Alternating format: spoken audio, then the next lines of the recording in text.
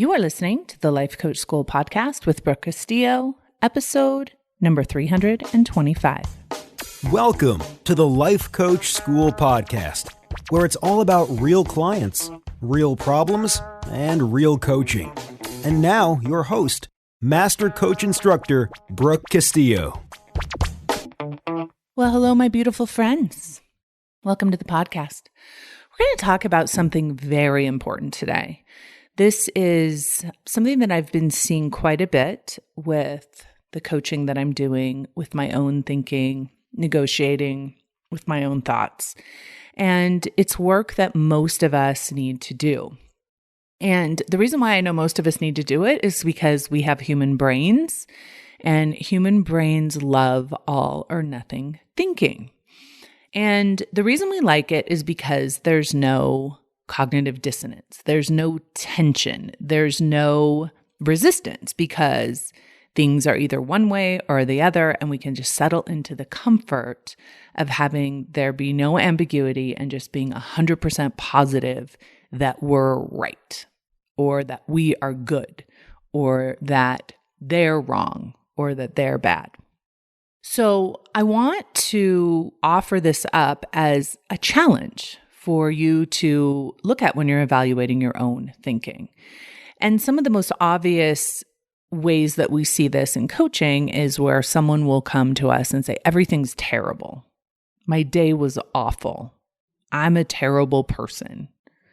Life is bad, right? These all or nothing statements that send us away from cognitive dissonance. So there is a level of indulgent comfort in it, but it also leaves us with not having to think critically or negotiate what reality we want to create. You may notice this in your own kind of depiction and the meaning that you make of life. And one of the ways that you might see this is with people. When you categorize people as either good or bad. This person is a good person or this person is a bad person. And you may try and do that with yourself. I am a good person or I am a bad person. Now, the trick is humans are not good or bad. Humans are good and bad.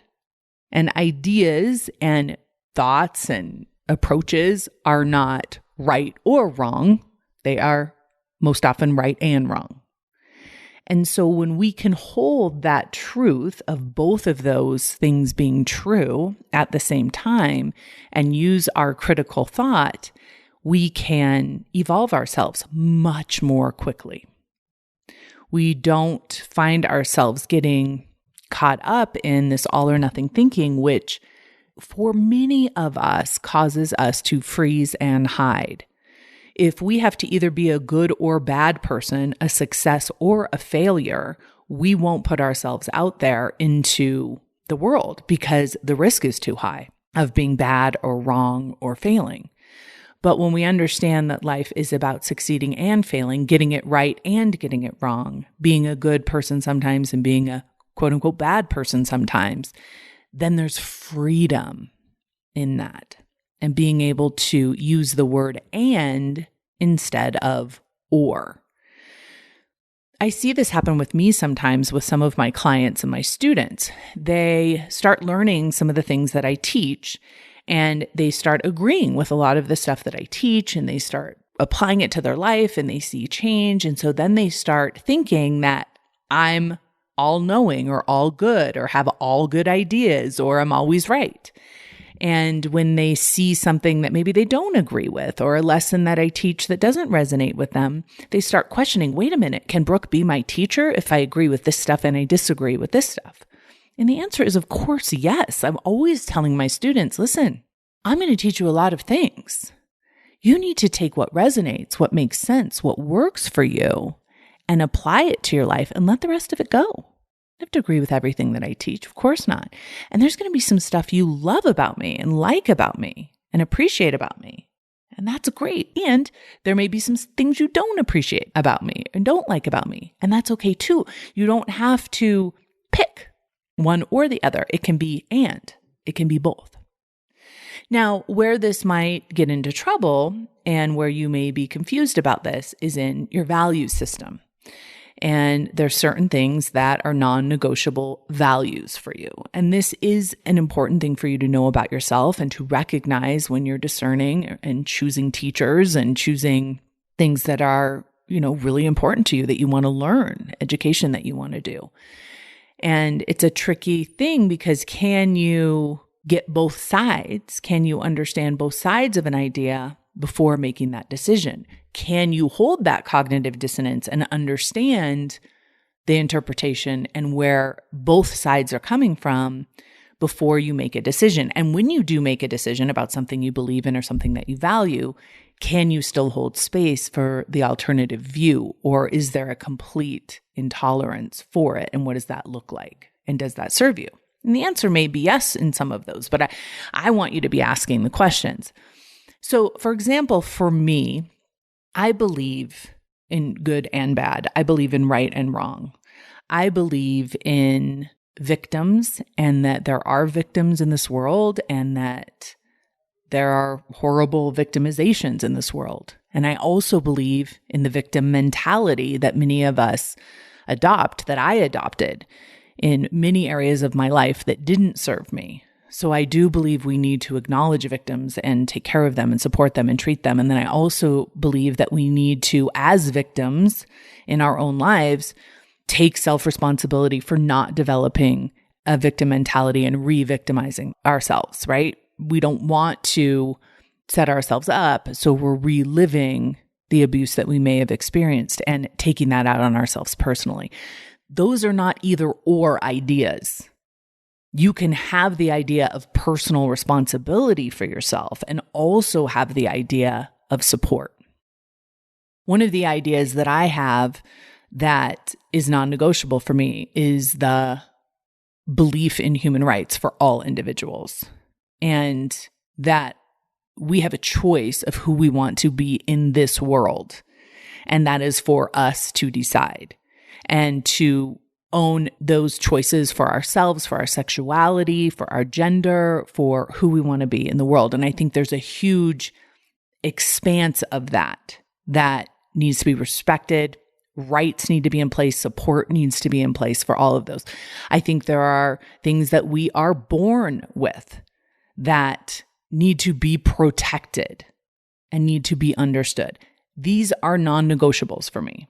These are above all other values. Now, when it comes to the economy and capitalism and personal responsibility and entrepreneurship and money, I believe in a very small government. I believe in a free market. I believe in the right of every citizen to be able to start their own business and make their own money and work as hard as they want to work to produce the results they want. I believe in that fiercely.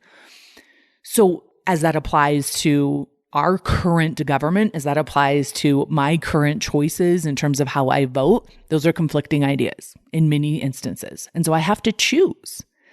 So it doesn't mean I have to throw the baby out with the bathwater. It doesn't mean I have to decide that I don't believe in one thing and that I only believe in the other. But I do have to decide, for example, how I'm going to vote and what that priority is for me, of course. And for me, human rights trumps everything. Without that, we have nothing else. When we don't protect our individual citizens and their rights and their treatment and their equity and all of the humanness that every person deserves, nothing else matters. So we got to get that right first. That's my opinion. So when I vote for that, I'm voting against another value possibly in many of these situations, right? But it doesn't mean that I can't hold the tension of two of them, even though I'm prioritizing one over the other. I don't have to get rid of one for the other. It's the same with people.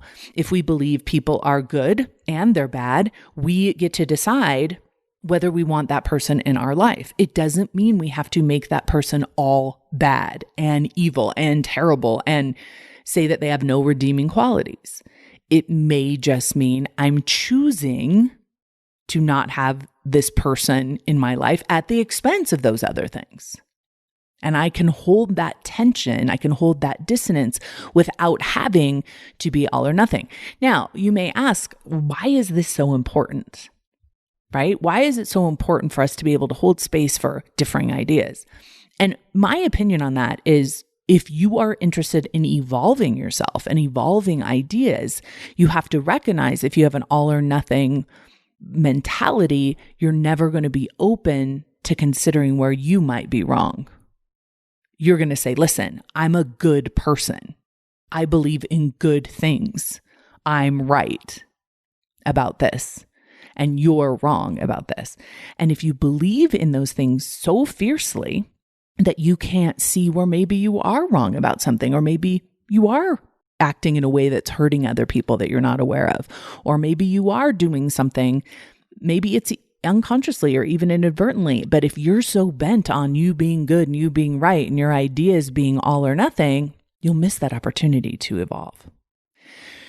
You will also find indulgent comfort in being right all the time, in being a good person all the time, on being on the right side, no matter what, that your thinking can become very limited because you're always looking to the right thing out there for someone to tell you what is the right thing to think. Instead of using your critical mind, instead of testing against your own value system, deciding what those values are, and then choosing from that place. And when you do that, when you're able to question yourself really carefully, then you're able to question what's going on in the world. You start living authentically and bravely. And you don't have anything to hide. You don't have anything to keep secret, right? Because you believe so fiercely in your thoughts and you haven't given up any of your values in order to be all or nothing on one side or the other.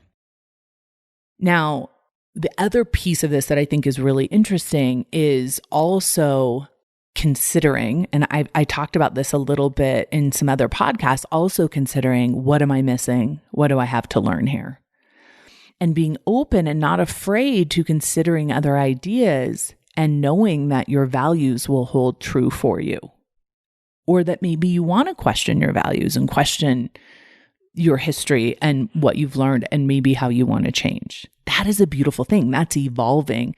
And when you look at people's progress throughout their life, most people change ideas throughout their life. That's a beautiful thing. It doesn't mean that you're a bad person or that you were a bad person, right? It means that you developed and learned and changed and evolved. And that is the way of living as a human, right? There's good and there's bad. And when you can embrace it all in the world and in yourself, you'll just have a much easier way, a much more free approach to your life that will make it easier for you to forgive yourself and cut yourself a break and understand yourself and other people. The other way that I see that this is showing up, it's not just in the all or nothing thinking, it's in the all or nothing actions.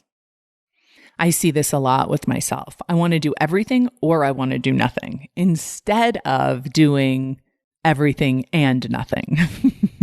So this is how this shows up for me. So I have been watching a lot of documentaries lately. Super excited about Netflix documentaries. So I've been watching a lot of them and movies. So I watched the movie Just Mercy. I watched the documentary Disclosure. I watched the documentary 13th. I watched the documentary Filthy Rich, which is about Jeffrey Epstein and sex trafficking. I watched the documentary on Harvey Weinstein and the sexual harassment and rape that he participated in. And I have been listening to the podcast 1619, which I highly recommend. And it's just a lot of input and a lot of things that I want to immediately do to help, organizations I want to donate to and participate in and talk to, and initiatives I want to create and things I want to do personally to help with what is going on in the world. And I feel as if when I watch this stuff and read about this stuff, I feel like there's just not enough time, and I'm not enough, and I'm not good enough, and I can't do enough, and I'm so far behind, all the things, right? So I have that to consider. And then I'm also a mother and have a family, and I'm running a company, and I have clients that I'm coaching through this time, and we have COVID, and I'm trying to run my business with my employees and talk to my students in certification and deal with a lot of emails from people that are, upset and frustrated and mad and all of the things. And then I have, bills to pay. I know you guys can relate to this, right? Bills to pay and, my spirituality that I want to consider and my self-care and meditation. And then there's all my personal goals and my relationships and my friendships and helping others build their business, and then love and joy, and then the freedom I want to feel. And I want to walk my dogs, and I want to go out and enjoy the beauty. And I feel like sometimes we get into it's either or. It's either I do all of these things for the world, or I do all the things for myself and take care of myself. And can we hold those ideas together? Can we do those things together? Can we contribute to the world? Can we show up for the world, for our employees and our students and our families, and provide for them? And can we also have rest and self-care and even luxury for ourselves at the same time? Can we hold those two ideas? Can we go out and have fun and laugh with our friends while there's sex trafficking happening in the world? Can that be an and? Or does it need to be an or? Right? Can we learn how to live in a world that will always have both? And how do we do that? And so for me, I shared a little bit earlier how I do that in terms of, the way that I vote and the way that I show up when I have two different belief systems, two different value systems. We have to prioritize them, right? We have to decide what is the most important thing, and then we direct our action based on that. It's also true for our personal lives. And for me, I want to do a lot in the world. I want to take massive action. I want to put myself out there and help. But I know that I have to take care of myself first. I have to stay away from buffering. I have to get some exercise. I have to get really good sleep. I have to laugh and enjoy my friends and eat really good, healthy food. And sometimes that can feel like a full-time job, emptying out my brain, loving myself fiercely when the invitation to hate myself seems to always be knocking, right? That seems like so much work. And then after I do all of that, then I want to go out and make sure my employees are taken care of and my students are taken care of and all of those things too. And then go out into the community and offer my help there because I feel a sense of responsibility. And because it can seem like I either do everything or nothing, sometimes we can feel completely frozen and we end up doing nothing. And I'm seeing this with my students. I'm seeing this with my clients. We're freaking out. I don't know what to do. I don't know how to do the right thing. I need to do the best thing. I need to do the right thing. I need to be a good person. We're putting ourselves in this all or nothing. I need to do all the things or I'm just going to quit. And the way that I want to help you is first get your values clear and prioritize them. And then here's 3 questions that have been really useful to me. First is what feels authentic and true? Once you have your priorities in place, and then you're deciding what to add, maybe something to your life, how do you want to contribute? What feels authentic and true? And this is a very challenging question, especially if you're a people pleaser and you want everyone else to think what you're doing is right and good and fast enough, right? You're going to want to, if you're anything like me, please all the other people. And, remember to release all of that and ask yourself, what feels authentic and true to me right now? Doesn't mean it won't change. Doesn't mean you don't have more to learn or whatever, but this is what's true for me right now and making sure you're taking action from that place. The next question is, where can I have the most impact? Where do I have a superpower or a special, different opportunity or leverage that I can utilize to have the most impact in my community, my smaller community and my larger community? What's the best place for me to put my energy? Not where someone else says I should do it, but where can I do it, where it'll have the most impact for what I have to offer. And then the last question has to be, what can I release for now? We can't solve all the problems with your life right this second. We have to constrain our energy and our focus.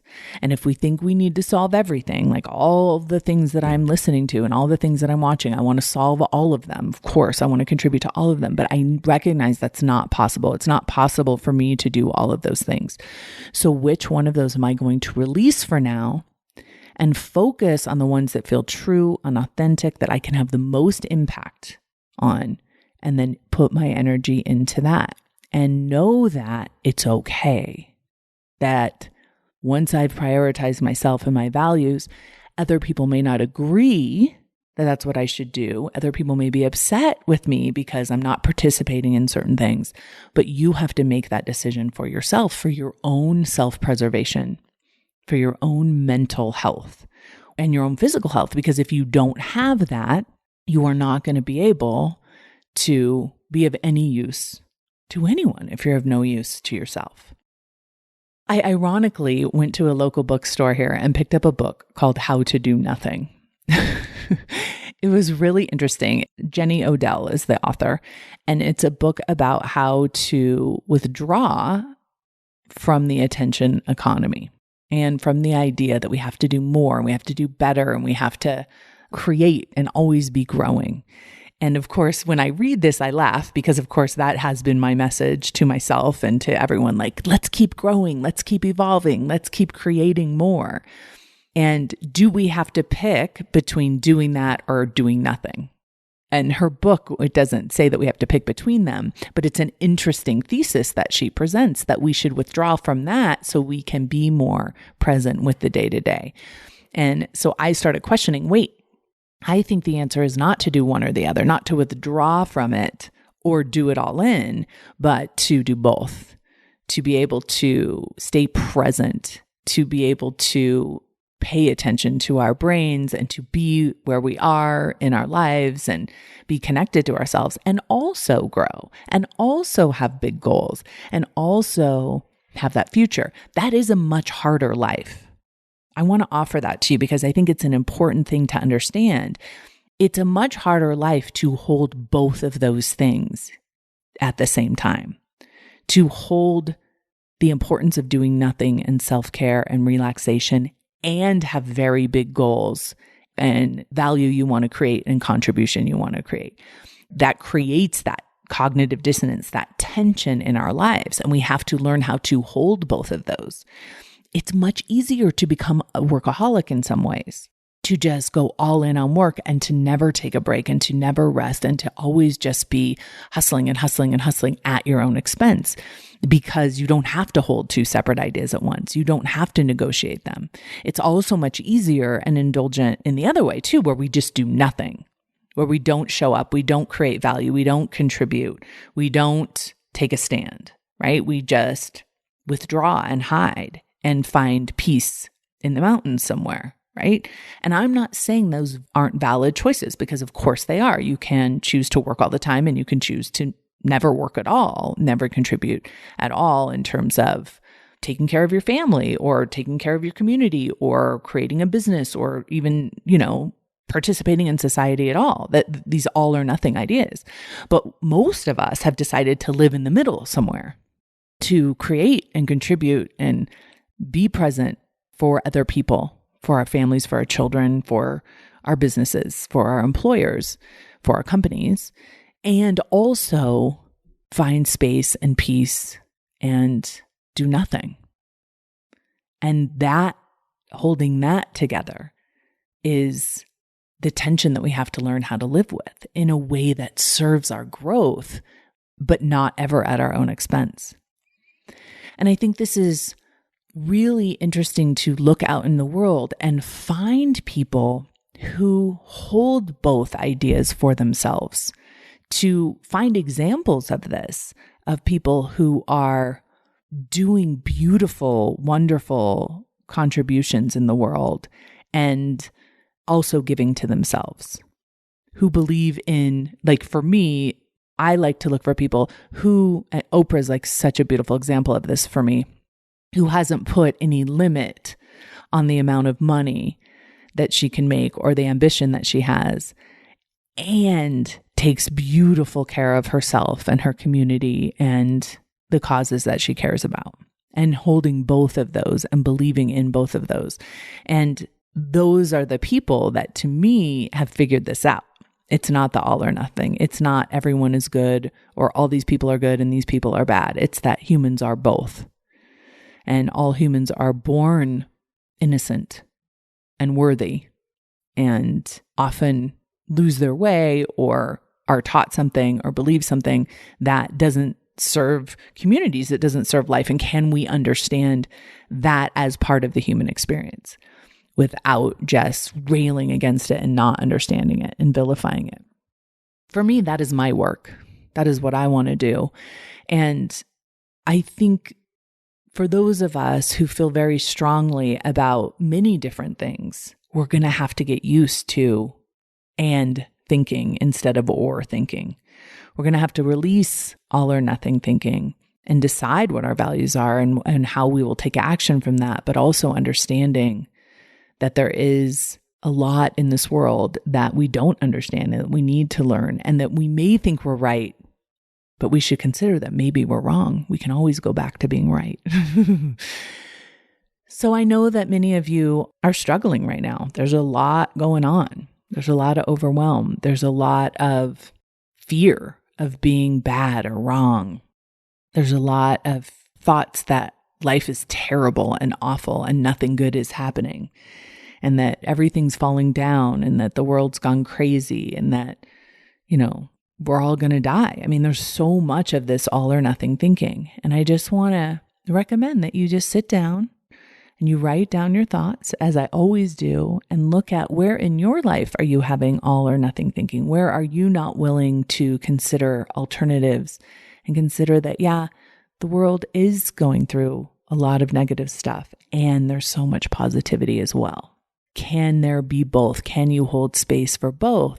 And when you do, what do you notice? What happens inside your brain and inside your body when you're willing to give up the all or nothing thinking? It's an invitation. Have a beautiful week, everyone. I'll talk to you soon. Bye. Hey, if you enjoy listening to this podcast, you have to come check out Self-Coaching Scholars. It's my monthly coaching program where we take all this material and we apply it. We take it to the next level and we study it. Join me over at thelifecoachschool.com/join.